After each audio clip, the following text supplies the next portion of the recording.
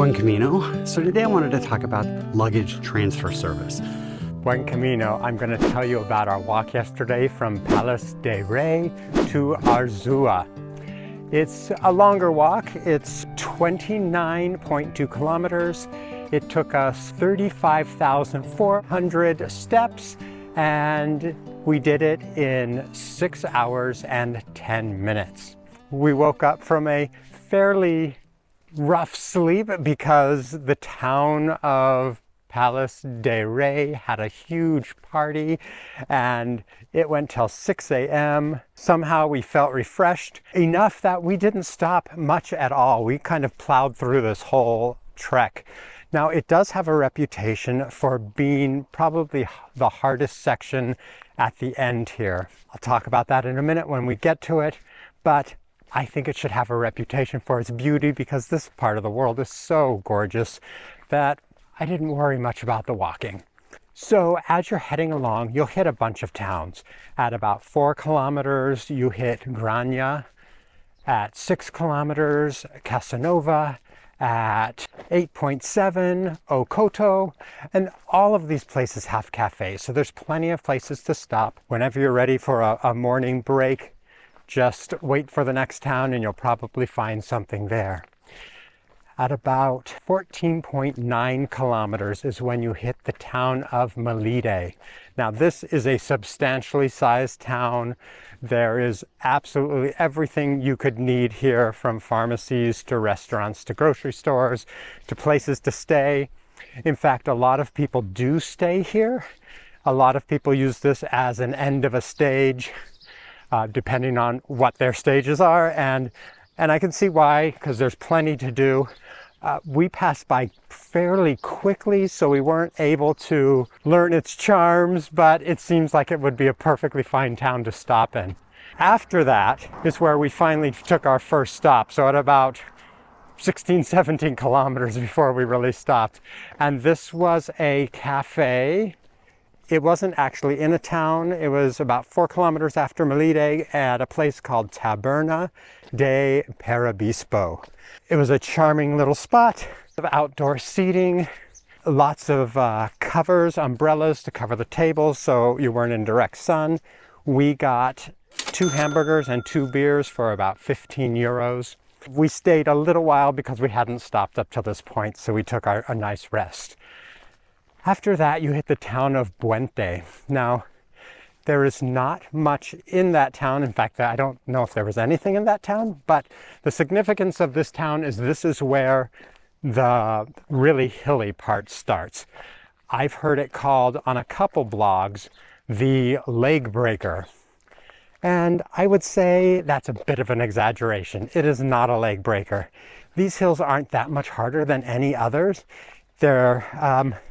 The steepest part was one of the down sections, but it was a nice wide paved road. So if you do that zigzag pattern down to keep things less steep, it seems pretty manageable to me. In fact, we didn't even use our poles today. Now this section pretty much ends at Arzúa, and we stopped in a place actually about 2 kilometers before the town of Arzúa. It is called Albergue Miraizo.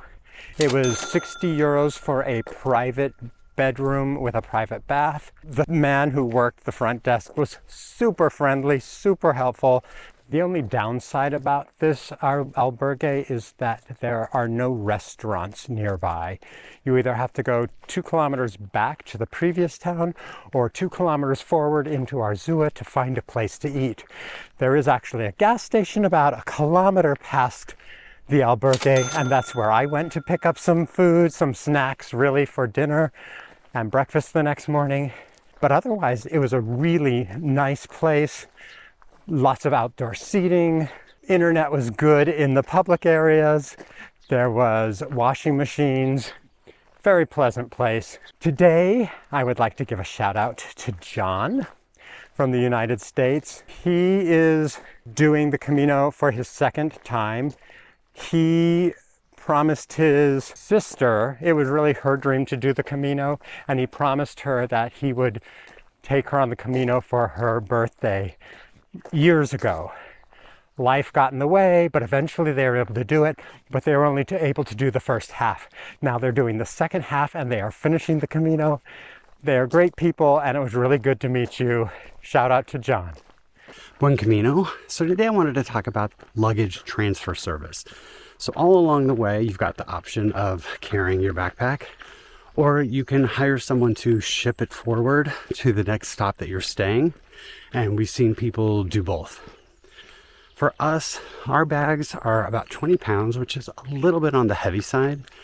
But we found, other than the first couple of days when we were getting used to it, the weight kind of stopped bothering us. We haven't really had a problem with carrying our bags and all our stuff. So that's what we've done. But we watched people around us send their bags forward. And it seemed like it would be something that would be fun to try. And so we decided to try it. Now, early on in the Camino, I'm not sure why, maybe less competition. But in the first couple stages, there's a couple different companies that do it. And they charged, we saw anywhere from about €6 to €8 per bag. Now that we're in the end, actually, as I'm filming this, we're on our last leg. The price has dropped, and now we're seeing it anywhere from about €4 to €6 per bag. So we decided to do it on our second to last leg. And geez, like we just left the city, and I'm trying to remember. We went from Palas de Rei to Arzúa, and it was our second to last leg, a little bit of a long one. And so we decided we were going to do it.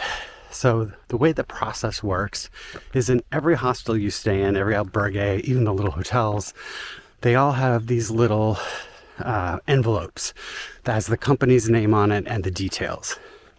So you have to contact the company the day before. Different ones probably have slightly different policies. I think Jacotrans is one that you can do all online and pay with a credit card. Most of the other ones, you have to call them, or they'll have like a WhatsApp number. Like, so for us, I just texted the WhatsApp number and said, we want our bags picked up tomorrow. We're going from this place. We want them to be taken to this place. And so you confirm with them the day before. Sometimes there's a time limit. You have to do it before 6 o'clock or something. And you let them know so they are aware that they need to pick up your bag. And then you take that envelope and you put your money in it. Ours was €4 per bag. We just drop the coins in the bag. And then on the bag, you write your name and your phone number and the address of where you want the bag taken to. And then comes the leap of faith, where you leave it at the place that you're staying. It usually has to be, you have to guarantee that it's going to be there by 8 o'clock is when they start doing their pickups. But of course we would start walking before that. So we just left our bag in this empty albergue, sitting there by the reception desk. And it was a little nerve-wracking. Now we have the Apple tags. We got them when we started on this trip, and we hardly ever even look at them anymore, because they don't always work. They work when someone with an iPhone walks by. And so you get delayed sensitivity, and they're really good, I guess, if you got your bag lost. But when you're tracking them, they're not really great in real time always. But we had the tags in the bag, so we thought, we'll be able to track them. And of course, that exact thing, we did see them get picked up, and then they made it about halfway and then didn't move again. And we were like, crap. We did our walk, and then we walked into our albergue where we were staying last night. The bags were sitting right there. Everything went totally smoothly, easy. We have talked to other people who've had hiccups along the way where bags got missed or taken to the wrong place. So it's certainly always something that could happen, but I think that's the exception. These companies have been doing this a long time and kind of know what they're doing. And as long as you play by their rules, you have to make sure, you've got the right address, and you call them, give them enough notice, and that the place you're staying knows the bags are there. You have to make sure you have a reservation at the place you send the bags to. They all say, if you don't have a reservation, it's possible that something could go wrong, or they could refuse the bags or something. I don't really know why that would matter, but they all say that. So We only did it the one time. You can see I'm wearing my bag today. We did toy because today we're doing a very long, our longest leg yet. We're walking 41 kilometers. And we thought maybe we could send the bags ahead today just for it to be nice. And in the end, we decided not to bother. It's a little bit of a hassle, you know, getting it arranged. And we don't really notice our bags. And having the bags gives us a little bit more flexibility. So yesterday we just had a little day pack. And like, you know, we did bring our rain tarps just in case it rained, which it didn't, fortunately. But, you know, at one point I was like, I wish I could change into my sandals, but my sandals I sent ahead. Or, you know, just other little things like that. Today, it's not supposed to rain, but it's very gray, and it was raining this morning when we first woke up. And so there is a little concern of rain today. And we're supposed to walk 41 kilometers all the way into Santiago. But maybe we're going to want to stop in Opadruzo, I think is the name of the town. So having the bags with us gives us that flexibility that we can change our mind on the way if we want to. So we didn't do it again. We just did it the one time. There is an element of people. Again, I only see these people online, and no one ever said anything to me in person. People are super nice in person, but online, just know there is a contingent of people that thinks you're not a real pilgrim if you don't carry your bag every day. I obviously don't agree with that.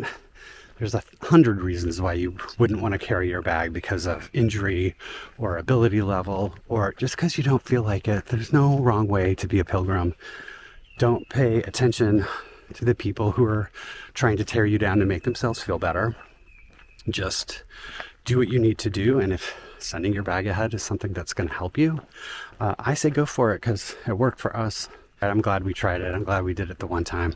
But have a great day. We do a new video every day that we are walking the Camino, so I'll put the playlist to all of our other videos right up here to watch next. Today and not tomorrow.